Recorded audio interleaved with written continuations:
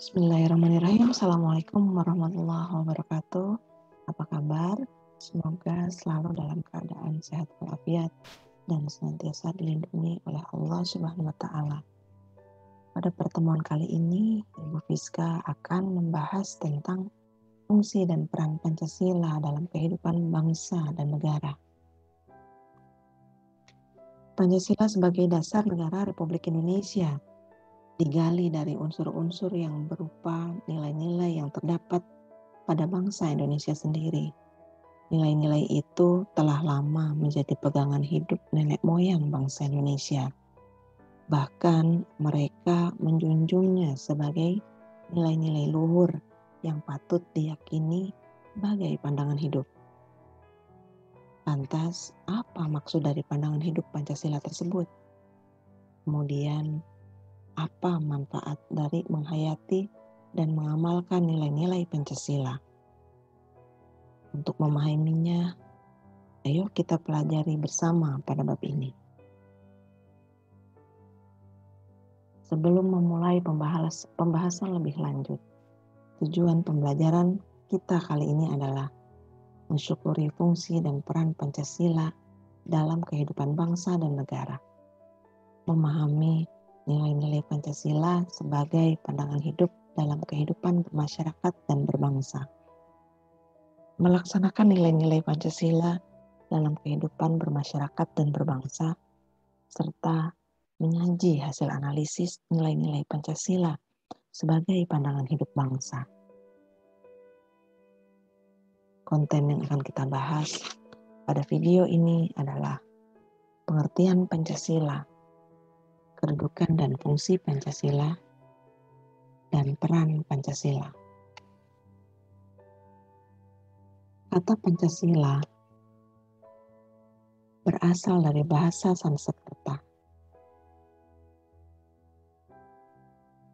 Panca dan sila. Panca berarti 5 dan sila berarti dasar, adab, akhlak, atau asas.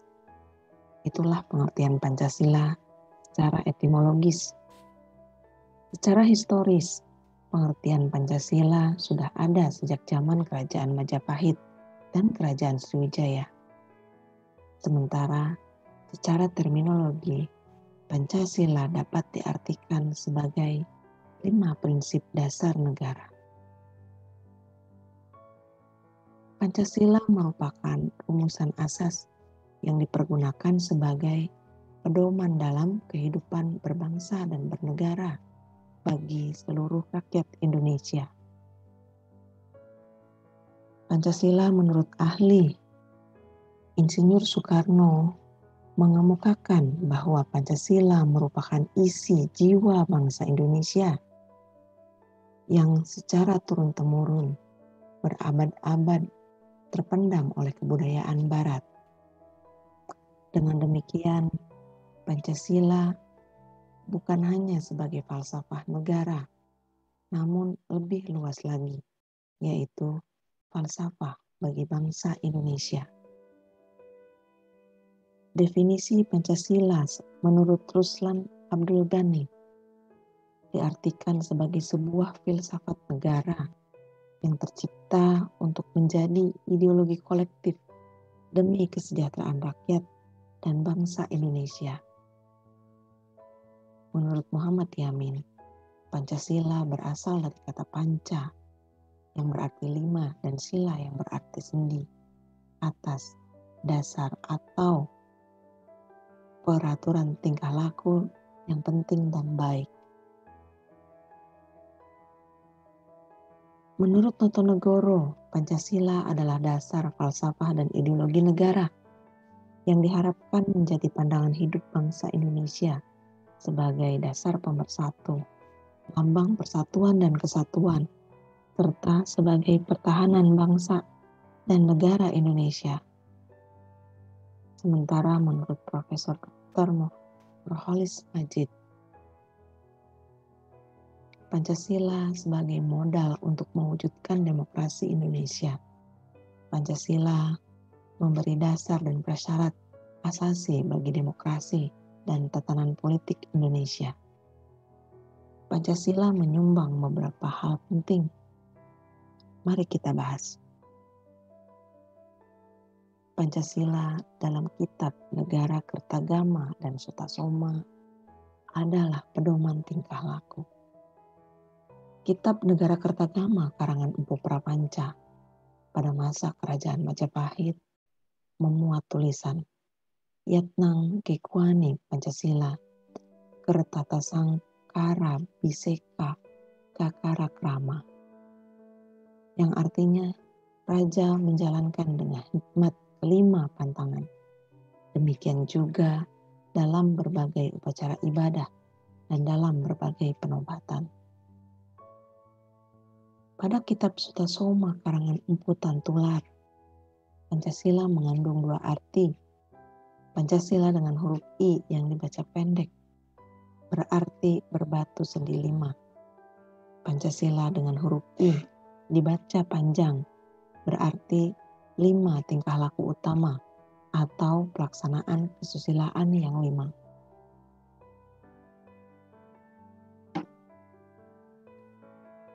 Menjelang tahun 1945, Jepang mengalami kekalahan di Asia Timur Raya.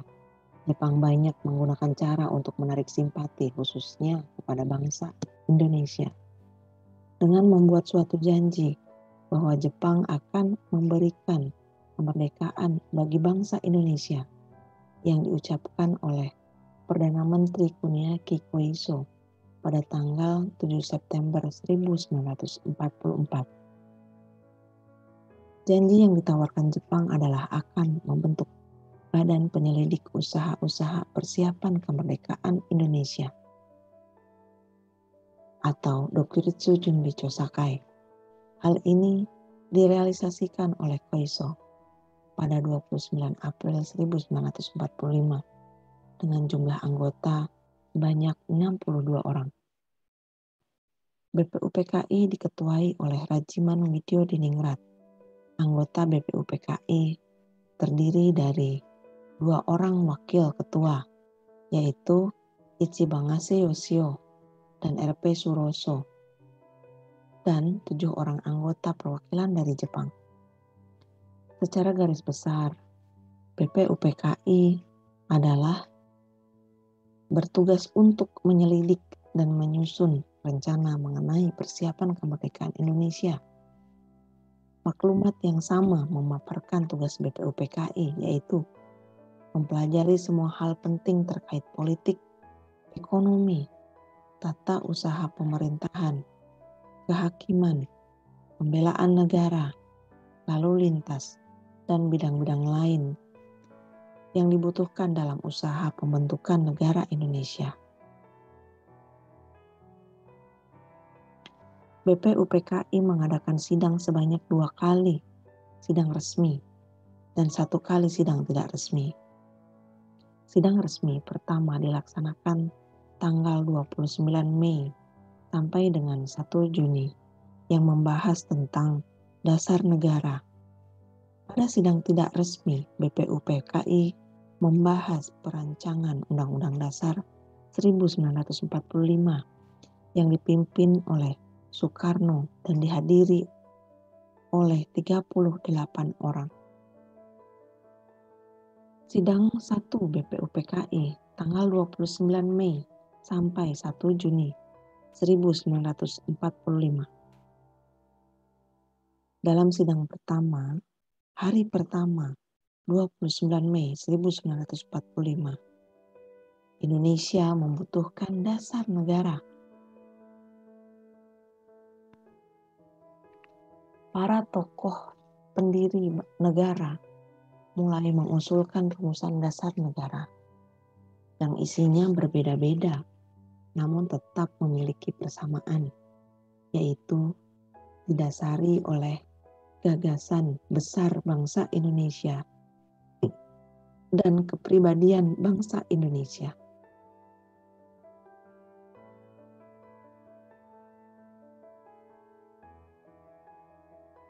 Setelah sidang pertama BPUPKI selesai, Indonesia belum mencapai kesepakatan akhir. Karena itu, BPUPKI membentuk panitia kecil yang beranggotakan 9 orang di bawah pimpinan Soekarno.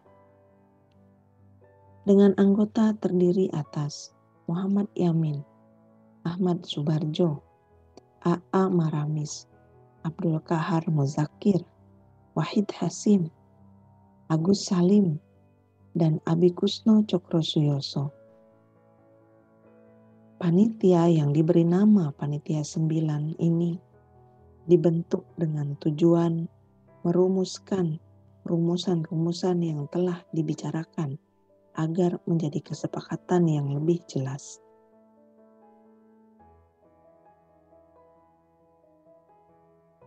Setelah melewati berbagai pertimbangan dan diskusi, pada 22 Juni 1945,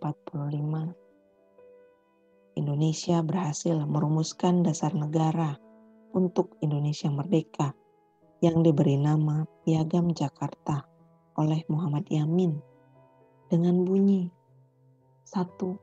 Ketuhanan dengan kewajiban menjalankan syariat Islam bagi para pemeluk-pemeluknya. 2. Kemanusiaan yang adil dan beradab. 3. Persatuan Indonesia. 4. Kerakyatan yang dipimpin oleh hikmat kebijaksanaan dalam permusyawaratan perwakilan.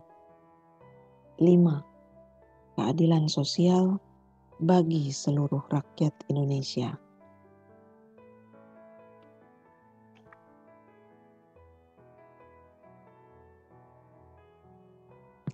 Walaupun sudah dirumuskan, bukan berarti rumusan Pancasila mendapatkan kesepakatan final, karena belum adanya perwakilan yang representatif yang mewakili dari berbagai unsur.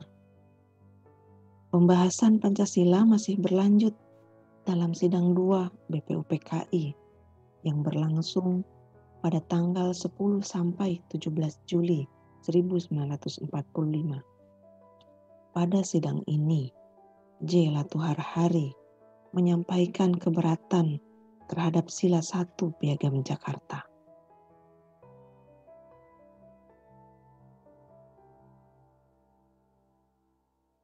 Berakhirnya kerja BPUPKI pada 7 Agustus 1945, dibentuklah Panitia Persiapan Kemerdekaan Indonesia pada 9 Agustus 1945, diketuai oleh Soekarno dan wakilnya Muhammad Hatta. PPKI bertujuan mempercepat persiapan kemerdekaan Indonesia. Panitia ini beranggotakan 21 orang, yang semua anggotanya terdiri dari 12 orang Jawa, 3 orang Sumatera, 21 orang Sulawesi, 1 orang Kalimantan, 1 orang Nusa Tenggara, 1 orang Maluku, dan 1 orang Peranakan Tionghoa. Setelah Jepang menyerah terhadap sekutu, disitulah Indonesia mengambil kesempatan untuk mendeklarasikan kemerdekaan yang sebelumnya telah dijanjikan, yakni pada tanggal 24 Agustus 1945.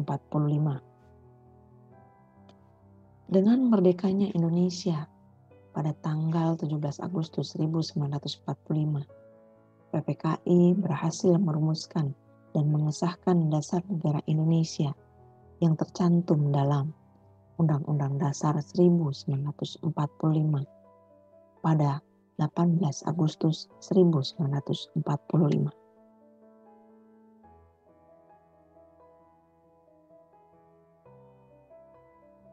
Melalui keputusan Presiden nomor 24 tahun 2016, pemerintah menetapkan tanggal 1 Juni 1945 sebagai hari lahir Pancasila sekaligus hari libur nasional.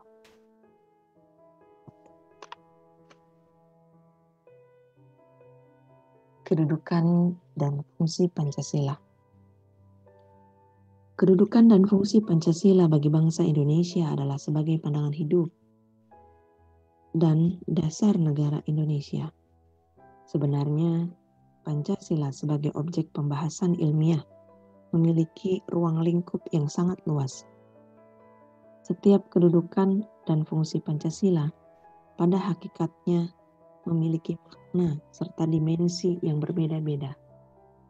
Meskipun sumbernya sama, dari berbagai macam kedudukan dan fungsi Pancasila yang berbeda-beda ini, kedudukan dan fungsi Pancasila sebagai dasar negara Republik Indonesia sering menjadi pusat pembahasan. Pancasila sebagai dasar negara merupakan ideologi negara yang menjadi dasar nilai dan norma bagi negara dan rakyatnya untuk mengatur penyelenggaraan negara, seluruh pelaksanaan dan penyelenggaraan negara terutama peraturan dan perundang-undangan, termasuk proses reformasi di segala bidang, harus berdasarkan nilai-nilai Pancasila. Oleh karenanya, Pancasila disebut pula sebagai sumber dari segala sumber hukum. Dapatkah kamu memberikan contoh nilai-nilai Pancasila itu sehingga dijunjung tinggi oleh nenek moyang bangsa Indonesia dan menjadi kaidah negara?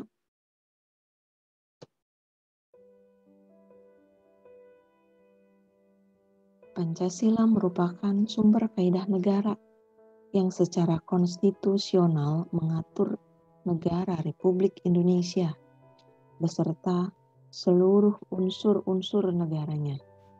Akan tetapi, Pancasila sebagai dasar negara memiliki pengertian yang berbeda dengan fungsi Pancasila sebagai pandangan hidup bangsa Indonesia. Lantas, apa yang membedakannya? Pancasila sebagai dasar negara Republik Indonesia. Kata dasar menurut Kamus Besar Bahasa Indonesia berarti alas atau pondasi, pokok atau alasan dari suatu pendapat. Contoh, mandi merupakan perbuatan yang biasa dilakukan agar badan bersih. Bersih inilah yang dimaksud dengan dasar. Jadi, manusia mandi didasarkan pada nilai kebersihan. Demikian pula dengan dasar negara yang dijadikan landasan utama. Dasar negara merupakan dasar dari penyelenggaraan hidup bernegara. Artinya, penyelenggaraan atau pengelolaan negara dilaksanakan sesuai dengan dasar negara yang bersangkutan, seperti halnya tujuan negara. Perwujudannya tercermin dalam peraturan perundang-undangan yang ada menjadi acuan dalam penyelenggaraan kehidupan negara tersebut. Dasar Negara Kesatuan Republik Indonesia adalah Pancasila. Dengan demikian, dalam penyelenggaraan kehidupan bernegara di Indonesia dilaksanakan berdasarkan nilai-nilai Pancasila. Pancasila sebagai dasar negara sesuai dengan bunyi pembukaan UUD 1945 secara yuridis konstitusional, yaitu maka disusunlah kemerdekaan kebangsaan Indonesia itu dalam suatu Undang-Undang Dasar Negara Indonesia yang terbentuk dalam suatu susunan negara Republik Indonesia yang berkedaulatan rakyat dengan berdasar kepada ketuhanan yang Maha Esa, kemanusiaan yang adil dan beradab, persatuan Indonesia, dan kerakyatan yang dipimpin oleh hikmat kebijaksanaan dalam permusyawaratan perwakilan, serta dengan mewujudkan suatu keadilan sosial bagi seluruh rakyat Indonesia. Hal ini pun merupakan cita-cita hukum dan norma hukum yang menguasai hukum dasar negara Republik Indonesia yang dituangkan dalam pasal-pasal UUD 1945 dan diatur dalam peraturan perundang-undangan di bawahnya. Contoh penerapan Pancasila sebagai dasar negara antara lain keterlibatan rakyat dalam memilih presiden dan wakil presiden, serta kepala daerah. Ini merupakan pengamalan dari nilai Pancasila sila keempat. Penetapan anggaran pendidikan sebesar minimal 20% dari APBN merupakan perwujudan dari sila kemanusiaan yang adil dan beradab. Termasuk diantaranya kebijakan pendidikan gratis di tingkat pendidikan dasar.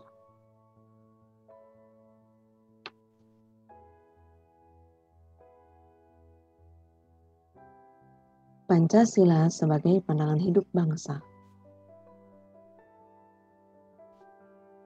Pandangan hidup merupakan kesatuan rangkaian nilai-nilai luhur yang membentuk suatu wawasan menyeluruh terhadap suatu kehidupan seseorang, masyarakat, atau bangsa.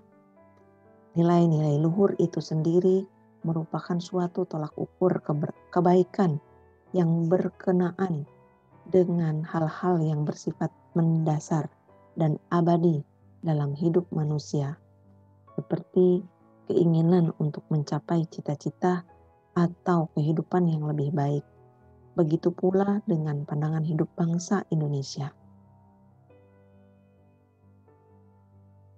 Pancasila dalam pengertian sebagai pandangan hidup sering disebut way of life, pedoman hidup, petunjuk hidup. Pancasila sebagai pandangan hidup bangsa dipergunakan sebagai petunjuk arah dalam kegiatan atau aktivitas berperilaku dalam kehidupan sehari-hari.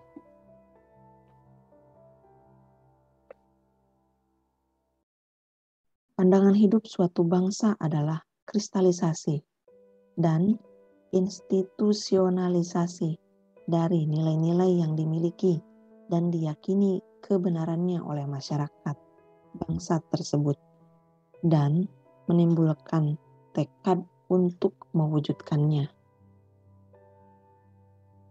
Pengertian Pancasila sebagai pandangan hidup bangsa akan dibagi dalam masing-masing butir Pancasila, yaitu sila pertama, mengartikan bahwa kita sebagai warga negara Indonesia mempercayai bahwa dan bertakwa pada Tuhan yang disesuaikan dengan agama dan kepercayaan yang dimiliki oleh masing-masing orang. Karena itu, makna dari sila ini juga berarti kita perlu saling menghormati antar umat beragama, sehingga tercipta kehidupan yang rukun.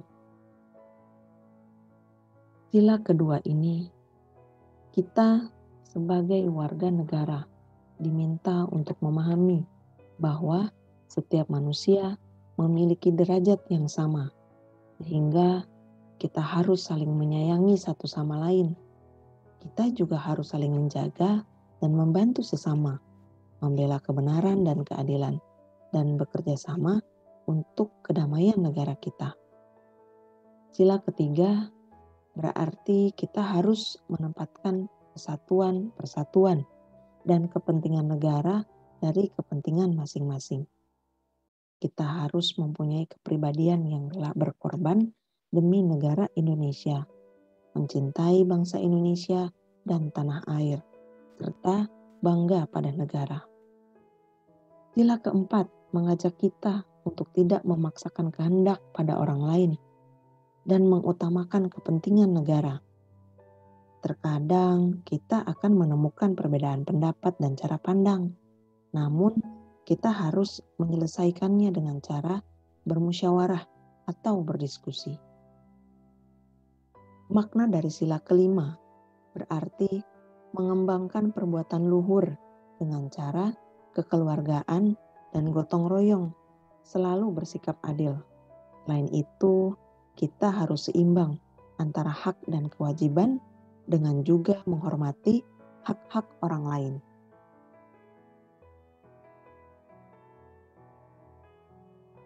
Peran Pancasila. Pancasila sebagai jiwa bangsa Indonesia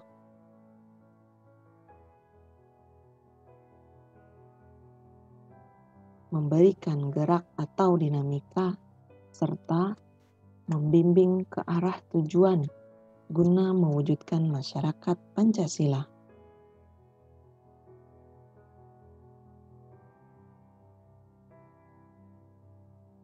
Pancasila sebagai kepribadian bangsa Indonesia merupakan cerminan sikap mental dan tingkah laku serta amal perbuatan bangsa Indonesia yang membedakan dengan bangsa lain. Berbagai adat dan kebudayaan bangsa Indonesia menjadi ciri khas tersendiri bagi bangsa Indonesia. Ciri khas inilah yang dimaksud dengan kepribadian bangsa.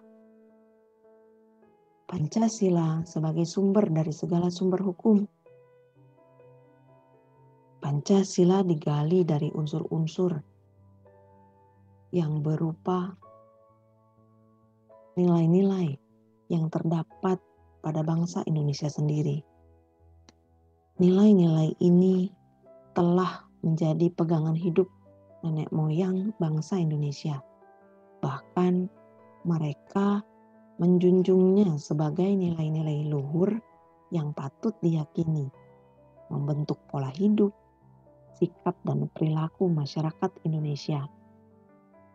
Selanjutnya, hal ini menjadi dasar nilai dan norma bagi negara dan rakyatnya untuk mengatur penyelenggaraan negara. Sebagaimana kita ketahui, saat proklamasi negara Indonesia belum ada undang-undang tertulis. Esok harinya, tanggal 18 Agustus 1945, barulah disahkan pembukaan dan batang tubuh Undang-Undang Dasar 1945 oleh PPKI yang telah dikonsep oleh BPUPKI sebelum proklamasi. Oleh karena itu, Pancasila dijadikan sumber dari segala sumber hukum.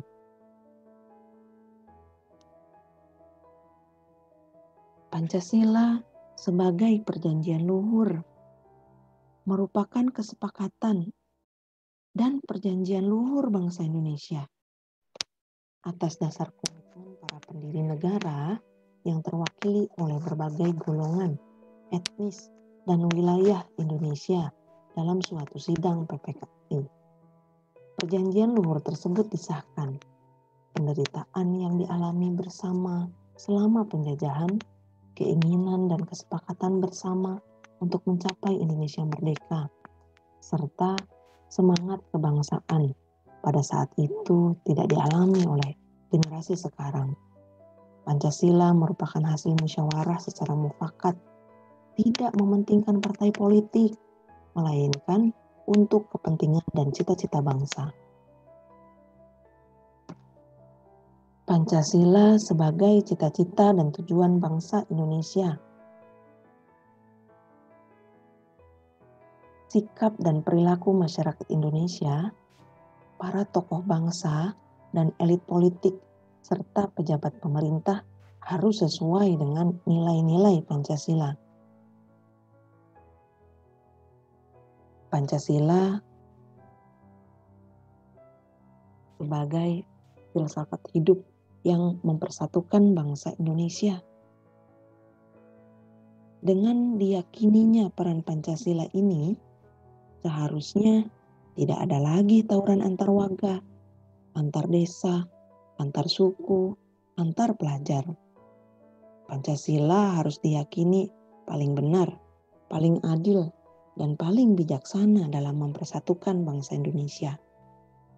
Nah, jika alat pemersatunya sudah ada dan sudah sesuai dengan kondisi bangsa Indonesia yang multikultur dan multi etnis, kenapa masih banyak terjadi konflik di negara Indonesia yang tercinta ini?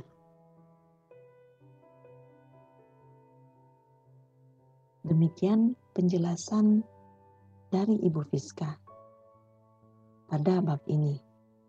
Mohon maaf apabila ada kesalahan dalam penyampaian. Dan jika ada yang kurang jelas, ada yang ingin kalian tanyakan, silahkan kalian tuliskan di kolom komentar pada Google Classroom kalian masing-masing. kita akhiri pertemuan kita hari ini. Terima kasih atas perhatiannya. Wabillahi taufik wal hidayah. Wassalamualaikum warahmatullahi wabarakatuh. Salam sehat, tetap semangat, dan salam untuk yang ada di samping kamu.